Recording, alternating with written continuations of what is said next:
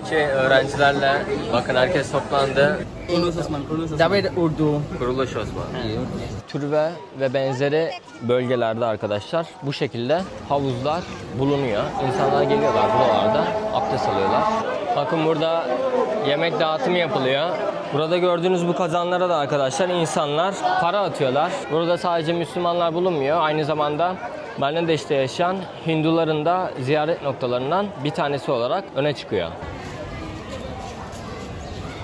Değişik böyle farklı tipte insanlar var arkadaşlar. Artık bunlara derviş mi dersiniz, ermiş mi dermişsiniz? Ha?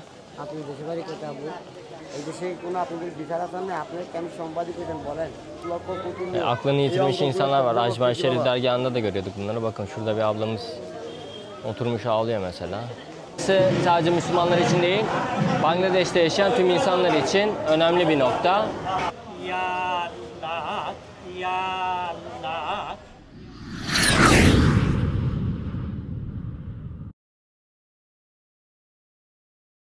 Hepinize yeni bir videodan selamlar dostlarım. Silet'teyim şu anda Bangladeş'te. Burası Bangladeş'te önemli dini merkezlerden bir tanesi. Önümde Şah Celal Mazar bulunuyor. Bugün burayı ziyaret edeceğiz beraber. Daha önceki videolarımda Hindistan'da hatırlayanlarınız vardır, belki izleyenleriniz vardır. Ajman Şerif dergahını ziyaret etmiştik. Muhyiddin Chishti'yi görmüştük orada.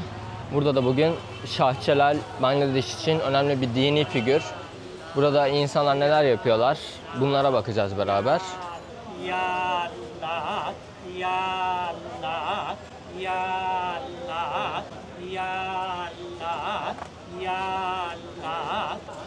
Şu anda buradaki türbenin ön kısmındayım.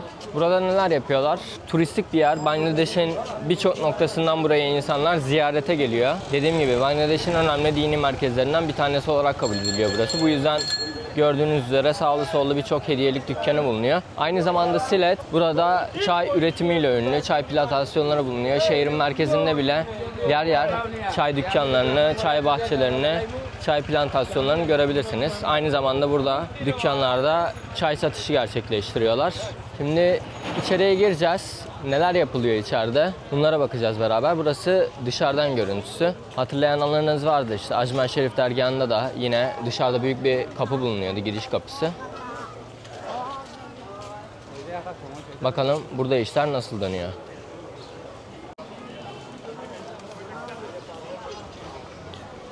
Burası ana avlu arkadaşlar. Öncelikle Şah Celal kimdir?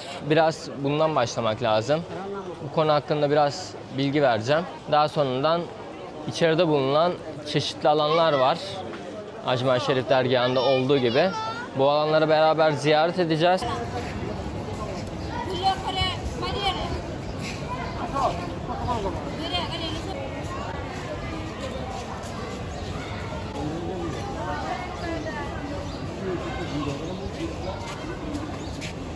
Geldim oturdum bilgi araştırıyorum şimdi. İngilizce konuşan yokmuş. Toplandılar ya baksana. Oturdum ben, geldiler başıma toplandılar yine. Bana bakıyorlar öyle. Ne yapıyorum diye. İlgililer ya. Hay. Türbe'deki öğrencilerle bakın herkes toplandı. Biraz dedim İngilizce biliyor musunuz? Turuşko. Şöyle göstereyim. Osman. My name Osman. Osman Gazi. Ertuğrul Gazi. Geldiler toplandılar, meraklılar. Şöyle göstereyim. Esselamualeyküm. Ertuğrul Gazi. What do you know about Turkey? No, but we are always see these shows. Series, Turkish series. Turkish series. Ertuğrul Gazi. Ertuğrul Gazi. The dubbed Urdu. Kuruluş Osman. Kuruluş Osmani. So do you want to say something to Turkey? No, we don't. Okay. Okay. Okay, Esselamualeyküm. Aleykümselam.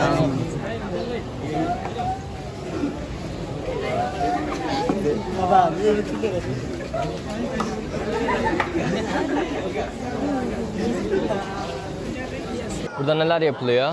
İnsanlar neden burayı ziyaret ediyor? Bunları yakından inceleme fırsatı bulacağız.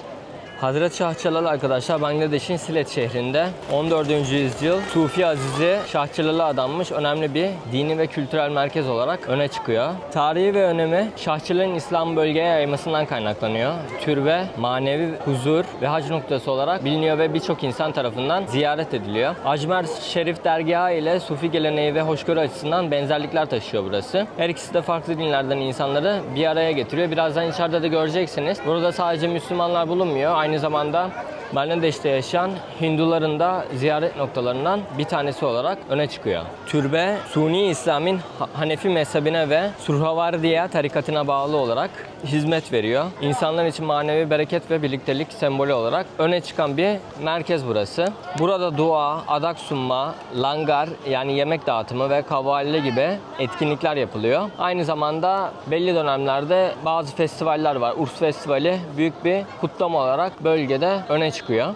Hazreti Şah Celal Mezar Bangladeş'in en büyük ve en çok ziyaret edilen dini mekanlarından birisi. Şah Celal 1271 yılında doğuyor. Yemen ve Türkistan kökenli bir Sufi aziz. 1303'te Silet'e gelerek İslam'ın yayılmasında önemli bir rol oynuyor kendisi. Özellikle Hindu kral Gorgovinda'ya karşı zaferiyle biliniyor. Türbe 1500'lü yıllarda inşa ediliyor ve zamanla camiler, medrese gibi yapılarla genişletiliyor. Birazdan bunların hepsini ayrı ayrı ziyaret edeceğiz. Burası bugün manevi huzur arayanlar için bir haç noktası.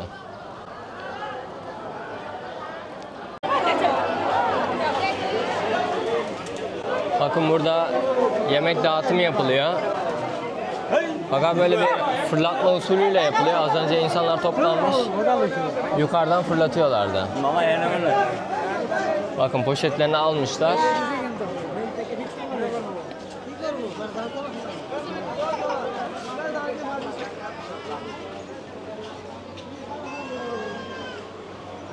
Ajmer Şerif dergahı ve Hazreti Şah Celal Mezar, Sufi geleneği ve hoşgörü açısından benzerlikler taşıyor. Her ikisi de İslam'ı sevgiyle yaymış azizlere adanmış yerler.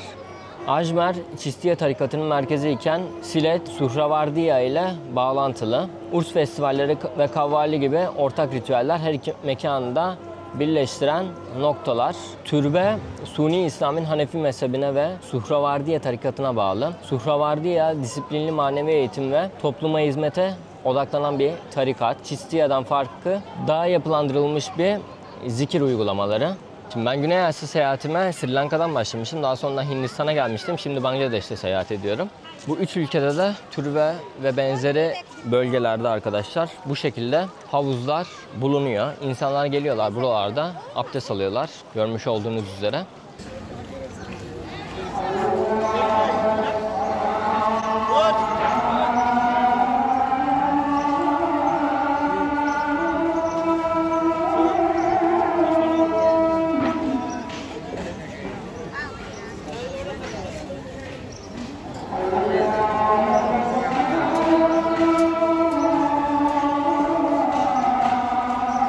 Şimdi genelde bu havuzlarda ben gösterdiğimde insanlar şunu düşünüyor. Yani tükürdükleri yerden neden abdest alıyorlar vesaire gibisinden. Şimdi burası gördüğünüz gibi binlerce kişiye ev sahipliği yapıyor gün içinde. Şu önümde gördüğünüz alanda abdest alma yerleri mevcut. Yok değil yani. Hatta içeride farklı bir bölgede de bulunuyor bu abdest alma alanları. Aynı bizdeki gibi. Burada insanlar namaz öncesi geliyorlar, abdestlerini alıyorlar.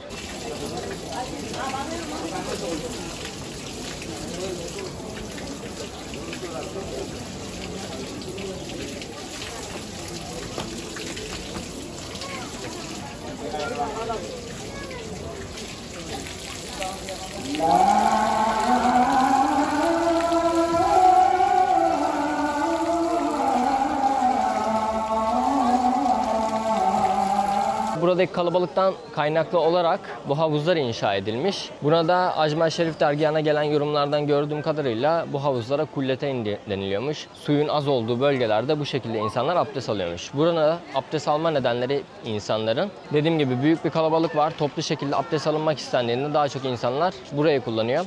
Aynı şekilde insanlar burayı şifalı olarak görüyorlar ve manevi farklı bir önemi de var. Fakat bu havuzun çok da temiz olduğunu söyleyemeyiz.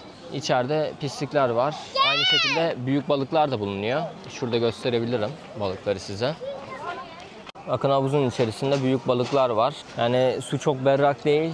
Güneş ışığı da az olduğu için çok belli olmuyorlar. Fakat şurada hemen önümde 3 tane büyük balığı görebilirsiniz. Hatta şurada da var 3 tane. Büyük balıkları bu şekilde görebilirsiniz. Yani içeride çok fazla sayıda dilenci de bulunuyor. Burayı ziyaret eden insanların çokluğu burada böyle şeylere de yol açmış. Onu da belirtmekte fayda var. Burada aynı zamanda içeride medrese bulunuyor. Dini eğitim konusunda burası yine öne çıkan merkezi noktalardan bir tanesi Bangladeş'te. Ben öğrencilerle de sohbet ettim. Onlarla yaptığım yani sohbet ettim dediğim hani çok fazla konuşamadık. Açıkçası ben buraya biraz önce geldim. İlk önce kendim bir gezdim. Hani size neler gösterebilirim onlara baktım kendim bir. Şimdi ona göre içeriği beraber gezeceğiz. Fakat İngilizce konuşan birisini bulamadım açıkçası. Burada öğrenciler daha çok işte Urdu dilini, Arapçayı, işte Farsçayı bu tür dilleri öğreniyorlar. Biliyorsunuz tarihte geçmişte bu diller bu topraklarda konuşulan dillerdi. Şimdi de eğitimleri genelde bu dilleri öğrenerek eğitimlerini bu şekilde sürdürüyorlar. İçeride bakın bu şekilde yerlerde yatan birçok insan da var. Bunların bazıları evsiz anladığım kadarıyla veya işte dilenci. Burada yaşamını sürdürüyorlar. Bu türbe 24 saat açık, kapanmıyor. Böyle bir nokta. Önümde gördüğünüz alan hem medrese olarak hizmet veriyor hem de işte öğrencilerin kaldığı bir alan. Burada yabancı olursanız eğer geliyorlar genelde başınıza bir toplanıyorlar. Şey yapıyorlar sizi, bir bunaltıyorlar yani. Birazdan caminin içerisine de gireceğiz. Ajman Şerif dergah videomda da göstermiştim. Büyük dev kazanlar vardı. Bu dev kazanlarda arkadaşlar bağışlarla işte yemek yapıyorlar, yemek pişiriyorlar ve bunları türbeyi, mezarı ziyaret eden kişilere dağıtıyorlar. İşte zengin, fakir, yolcu kim varsa geliyor bu yemekten faydalanıyor. Karşıda renkli renkli bayraklar görüyorsunuz. Bunu internette araştırdığımda hepsinin ayrı sembolik anlamları var. Ay yıldız, işte bizim Türk bayrağına benzer bir bayrak da var böyle kırmızı fakat üçgen şeklinde bir bayrak bu. O yüzden biraz farklılık gösteriyor. Burada farklı renkte bayraklar da var. Her bayrağın ayrı bir anlam ve önemi bulunuyormuş. Onu da söyleyebiliriz. Burada bulunan şu önümde gördüğünüz güvercinlerin de bir önemi bulunuyor arkadaşlar. Bu güvercinler Şahçeli ile Nizamettin Aliye'nin arasındaki derin manevi bağı sembolize ediyormuş. Nizamettin Aliye işte Şahçıların hocası konumunda. Şahçılar aslında onun müridi olarak adlandırabiliriz. Nizamettin Aliye ise Çistiye tarikatının önde gelen temsilcilerinden birisiydi. Şahçılar onunla tanışarak manevi ilham alıyor ve bu hediye iki aziz arasındaki dostluğu ve manevi birliği temsil ediyormuş arkadaşlar. Sufi geleneğinde de güvercinler barış, sevgi ve ilahi mesajların taşıyıcıları olarak görülüyormuş. Yerel halk arasında da arkadaşlar bu güvercinlerin kutsal olduğuna inanılıyormuş ve onlara zarar vermenin uğursuzluk getirileceğine inanıyorlarmış. Güvercinlerin türbenin çevresinde özgürce uçması Şahçıların ruhunun hala bölgede dolaştığına dair bir inancı destekliyormuş arkadaşlar. Böyle de bir bilgi bulunmakta. Görüyorsunuz güvercinlerin çevresinde birçok insan var. Yem veriyorlar onlara. Bayağı da yemleri var yani. Şimdi içeride burada yemek pişiriliyor. Buna işte Hindistan'da langar deniliyor. Bu langarı genelde bu tür İslami türbelerde görebilirsiniz veya Sihlerin ibadet alanlarında görebiliyorsunuz bu langarları. Burada bunu farklı şekilde adlandırılıyor. Burada bunu farklı şekilde adlandırıyorlar. Adını unuttum şimdi. İçeriye girince sorarız. Burada da bakın adaklar var. İşte türbeye gelip bu şekilde adaklarda bulunabiliyorsunuz. Burada yemek pişimi gerçekleştiriliyor. Burada çalışan insanlar gönüllü şekilde burada çalışıyor. Geliyorlar işte yemeğin hazırlanma aşamasında burada işte çeşitli sebzeleri doğruyorlar. İşte burada yemeklerin hazırlanmasından sorumlu oluyorlar. Bunu söyleyebiliriz. Büyük ocaklar var ve büyük kazanlar var burada. Bakın hepsinde yemek pişiriliyor. Gördüğünüz gibi. Daha sonradan bu pişirilen yemekler de insanlara dağıtılıyor. Bakın burada da yine aynı şekilde soğan hazırlanıyor, sarımsak hazırlanıyor. Hindu ablalarımız tarafından. Dediğim gibi burası sadece Müslümanlar için değil, Bangladeş'te yaşayan tüm insanlar için önemli bir nokta. Burada farklı insanlar da geliyor burada. Gönüllü olarak çalışıyor. Yani Müslüman, Hindu vesaire hiçbir şey fark etmiyor. Hepsi burada barış içinde buranın bir parçası. Burada bakın böyle taşta sarımsakları eziyorlar. Şu şekilde geliyor. Tabii ortamın temizliği konusunda arkadaşlar çok fazla yorum yapmayacağım. Bunlar buralarda normal. İnsanlar bu şekilde yaşıyor. Bu konulara çok takılmamak lazım. Burada gördüğünüz bu kazanlara da arkadaşlar insanlar para atıyorlar. İçeride, kazanların içerisinde para var. Şöyle göstereyim. Çok belli oluyor mu bilmiyorum ama görüyorsunuz sanırım biraz. Burada insanlar kazanların içine bağışta bulunuyor, para atıyor. Ve burada işte bu yemeklerin pişmesine veya diğer ihtiyaçların karşılanmasına destekte bulunuyorlar. Bangladeş arkadaşlar şu anda %90'ı Müslüman olan bir toplum olarak geçse de daha önce bu bölgede işte Budizm, Hinduizm gibi dinler vardı. Burada İslam'ın yayılmasında Şah Celal büyük bir... Şimdi buraya genelde bakın ayakkabılarınızı çıkararak giriyorsunuz. Ben çıkardım ayakkabımı, burada bırakacağım. Şimdi yukarıda neler yapılıyor biraz ona bakacağız beraber. Çünkü burada farklı adak ve şeyler de bulunuyor. Türbelerde bu tür şeyler de var. Ajmer Şerif dergahta da bulunuyordu aynı şekilde. Onları göstereceğim size şimdi. Bakın burada mumlar var.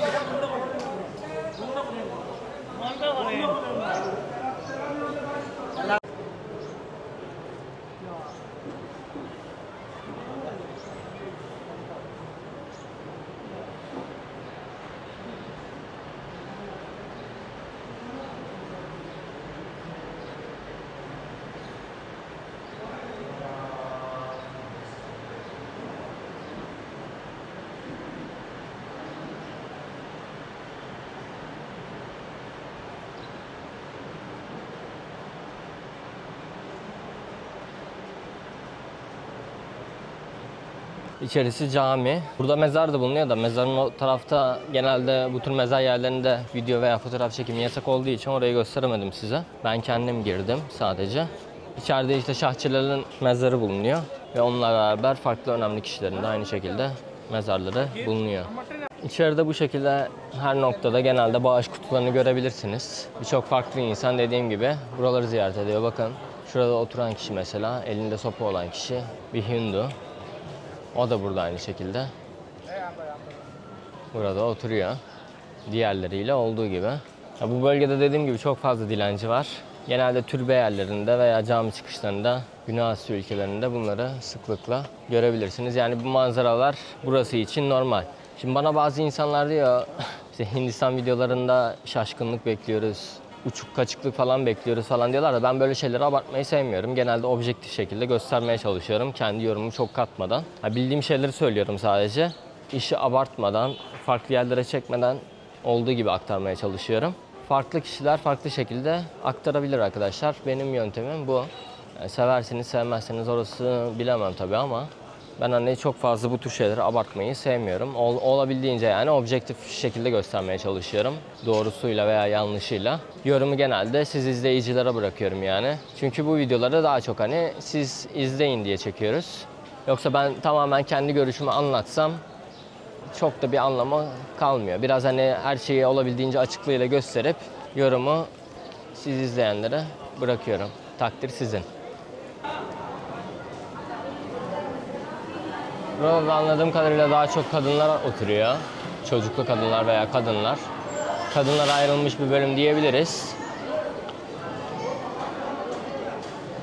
Ya Bangladeş'te genelde bu tür şeylere dikkat ediliyor. Hani kadın erkeğin ayrı oturulması, otobüste veya farklı yerlerde. İşte bu tür konularda genelde hani İslami şeylere dikkat ediyorlar. Onu söyleyebilirim. Para istiyor bakın.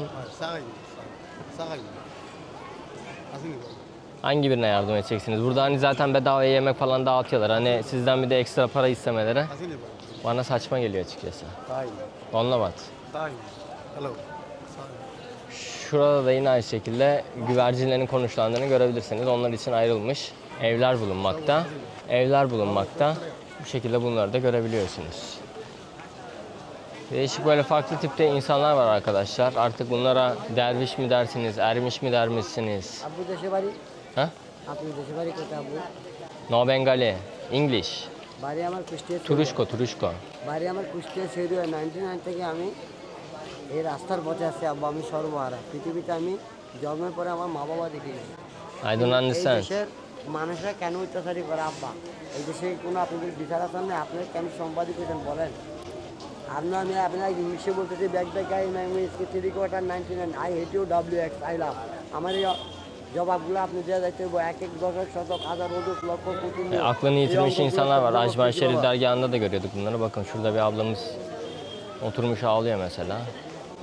Ajman Şerif dergahında da vardı. Böyle এখানে বন্ধের bu tür insanlar ayrılmış. Orada alanlar vardı. Bu alanlarda ne yapıyorlardı işte? Oturuyorlardı. Kimisi bağırıyordu. Kimisi ağlıyordu. Kimse de bir şey demiyor onlara. Kimisi işte acısını bu şekilde dile getirip deva bulmaya çalışıyormuş.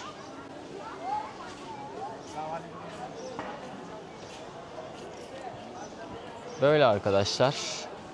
Şimdi ben şu anda Bangladeş'teyim. Artık Bangladeş'te ne kadar oldu? 3 haftayı geçtim. Vizemin de işte son günlerine yaklaşıyorum. Bangladeş'ten yakın zamanda bir aksilik çıkmazsa ayrılıp tekrar Hindistan'a geri döneceğim. Hindistan'da ben Delhi bölgesini daha önceden ziyaret etmemiştim. Hindistan videolarımı takip edenler bilir. Yani Hindistan'da Delhi'yi görmeden 2 ay gezdim.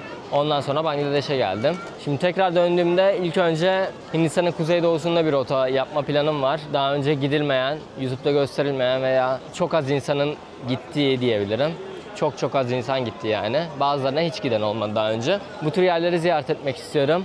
Tabii bu biraz maliyetli oluyor. YouTube izlenmeleri de çok iyi konumda değil. Eğer içeriklerimi beğeniyor ve desteklemek isterseniz arkadaşlar Buy Me Cafe üstünden bana destekte bulunabilirsiniz. Bu destekleriniz tamamen size içerik olarak geri dönecek. Çünkü bu tür içerikler genelde maliyetli oluyor.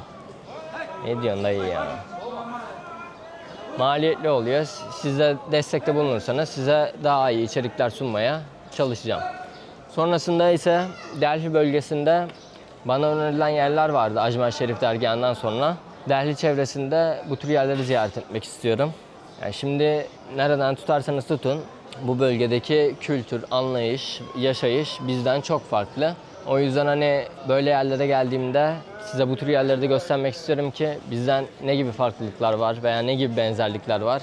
İnsanlar buralarda neler yapıyorlar? Bunları sizlere tüm açıklığıyla göstermeye çalışıyorum. Aynı zamanda tarihe de bir bakımdan ışık tutmuş oluyoruz. Kültürü anlamaya çalışıyoruz. Bu da buranın kültürüne ayrılmaz bir parçası. Bu şekilde arkadaşlar, yani içeride size daha fazla gösterebileceğim farklı bir şey de bulunmuyor. Her yere değinmeye çalıştım. Aklınıza takılan, önerdiğiniz farklı şeyler olabilir.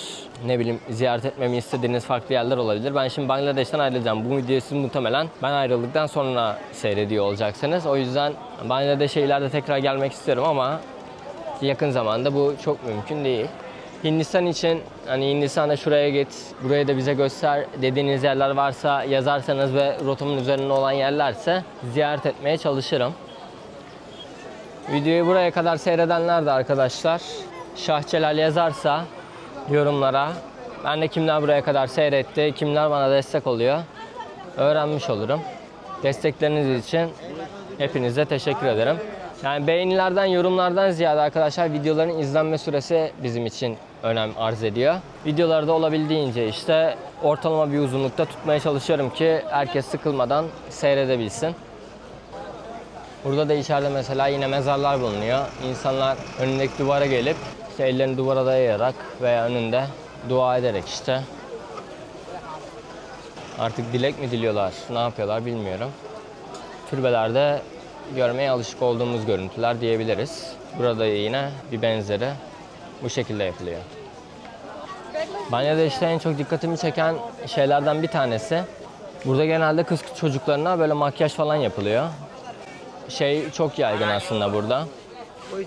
Burka dediğimiz işte çarşaf olayı yaygın ülkede. Genelde kadınların sıkça kullandığı şeylerden. Fakat kız çocukları genelde işte ne bileyim bir makyaj yapılma olayı var. Hani bunun İslam'da bir yeri var mı? Böyle bir kültür mü var? Böyle bir gelenek mi var? Bu konuda bilgisi olanlar varsa yazarsa sevinirim. Biz de öğrenmiş oluruz. Benim çok dikkatimi çekti çünkü genelde sokaklarda yürürken böyle küçük kız çocuklarını görüyorum aileleriyle beraber. İşte makyaj yapılmış şekilde görüyorum onları.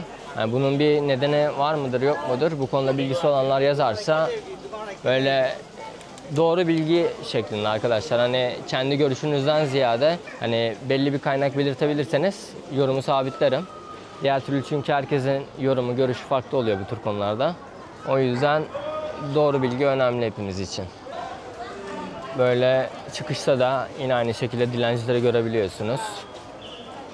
Esselamu Aleyküm.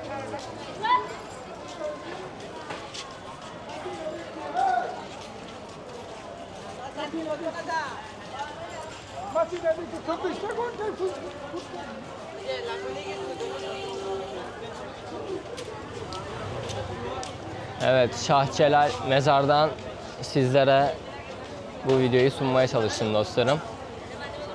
Yorumlarınızı, görüşlerinizi, eleştirilerinizi de yazarsanız memnun olurum. Sonraki videolarda varsa sıkıntılı yerlerimiz bunları da düzeltmeye çalışırız. Teknik olarak olur veya bilgi olarak olur. Bunları düzeltmeye çalışırız. Biz de insanız biliyorsunuz.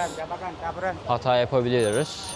Genelde Ajmer Şerif Dergahı için çok güzel yorumlar aldım. Açıkçası o videonun o kadar izleneceğini ben beklemiyordum.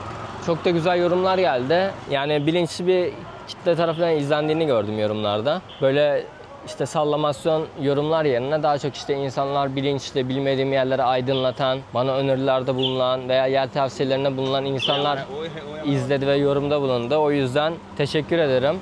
Genelde çünkü bu tür videolarda biliyorsunuz da kendi yorumunu katmaya çalışıyor. O da açıkçası tartışmalara yol açıyor. Bu yüzden de o kişilere de bu vasıtayla teşekkür etmiş olalım. Bu videoluk bu kadar. Bundan sonraki videolarda burada güzel bir konu var tekrar çekmek istediğim. Eğer çekebilirsem güzel olacak. Sizlere bunu da göstermek istiyorum çünkü burada Bangladeş'ten ayrılmadan. Biraz da size çayları gösterelim. Bakın burada dediğim gibi çay üretimi çok fazla.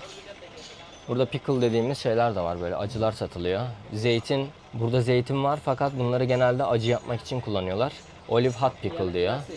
Bizim gibi zeytin tüketmiyorlar. Sadece böyle işte sos olarak kullanıyorlar. Şöyle çaylar var. Koto? 300. Tinsho. 300. 300. Bakın şöyle bir çay. Buradaki çaylar bizdeki yapraklardan daha farklı. Bakın tomurcuk şeklinde. Ve lezzetli. 300'müş mesela. 1 kilo. 1 kg. 1 kg. 1 kilogram. 1 kilogram. 500 gram.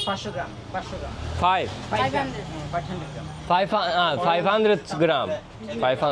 Bu 500 gramlık bir çay. 1,5 kilo. 1,5 kilogrammış bu.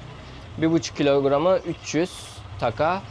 300 taka da arkadaşlar 2,5 dolar bile, 2,5 dolar diyebiliriz. Evet, 2,5 dolara. Are you going from? Turuşko. Turkish. This one ginger black tea. Koto 190. This one. Şöyle ginger 160. Böyle çaylar var arkadaşlar. Farklı farklı işte aromalı. Bunun içinde 30 tane varmış. Her dükkanda Donlavat. Her dükkanda burada farklı çaylar görebiliyorsunuz. İşte herkes kendi plantasyonundan ürettiği çayları bu tür dükkanlarda satıyor, pazarlıyor. Fakat burada yerel olarak kullanılan birkaç tane marka var benim gördüğüm. Bunlardan bir tanesi Mirzapur. Çayları gayet lezzetli. Onu söyleyebilirim. Bizden de farklı hazırlıyorlar biraz da. Bizde demlenme olayı var bildiğiniz gibi. 15-20 dakika falan bekliyoruz. Burada genelde hemen koyuyorlar çayı. İçime hazır oluyor. Bunun yanında burada en çok dikkatimi çeken şeylerden bir tanesi, Sri Lanka'da da aynısını görmüştüm. Sri Lanka'da da çay plantasyonları vardı. Böyle çay üretilen yerlerde genelde sallama çay veriyorlar. Hani çay demlemiyorlar, böyle sallama çay veriyorlar. O çok ilgincime gitti. Yani hani çay bölgesindeyiz. Böyle demlik çayın olması gereken yerlerde nedense sallama çay veriliyor. Lezzetli ama ne bileyim, bende öyle bir beklenti oluştu açıkçası. Sri Lanka'da da aynısı vardı. Bangladeş'in diğer şehirlerinde demleme çayı bulabiliyorsunuz ama burada çok denk gelmedim açıkçası. Onu da belirtmiş olayım. Ya burada siyah çay içiliyor, bir de sütlü çay var. En çok tüketilenlerden bir tanesi de sütlü çay. Yine aynı şekilde bakın bir çay dükkanı.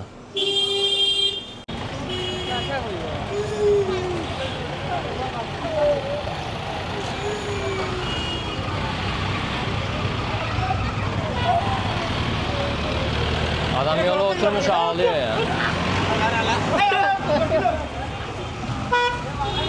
Allah Bangladeş'te böyle garip garip şeyler oluyor arkadaşlar. Ama genel olarak çok sevdiğim bir ülke. İnsanlar çok iyi. Her videoda söylüyorum. Özleyeceğim ülkelerden bir tanesi. İleride tekrar gelmek isterim o yüzden buraya. Bu videoluk bu kadar. Eğer video hoşunuza gittiyse ve diğer videolarımı da seyretmek isterseniz abone olup bildirimleri açabilirsiniz dostlarım. Hepinize siletle sevgiler, selamlar. Sonraki videoda bir aksilik çıkmazsa eğer arkadaşımın bulunduğu, burada yer yaşamı, köy hayatını vesaireyi görebileceğimiz bazı yerlere gideceğiz. Birkaç farklı video daha çekmeyi düşünüyorum Bangladeş'ten ayrılmadan. Sonrasında söylediğim gibi Hindistan'a tekrar geri dönüş yapacağım. Hindistan deyince şimdi insanların aklında çok farklı manzaralar geliyor. Fakat benim gideceğim bu sonraki seyahatimde Hindistan'ı ziyaret edeceğim noktalar klasik bildiğiniz Hindistan görüntülerinden çok farklı yerler olacak. Yani Hindistan'da muhtemelen daha önce hiç görmediğiniz kültürü, insanı, yaşayışı bambaşka olan yerlere gideceğiz. Bir aksilik olmazsa güzel bir rota planladım. Umarım gerçekleştirebiliriz ve bunları sizinle de paylaşabilirim. Bu sayede Hindistan'a da artık farklı bir açıdan bakmış olacaksınız.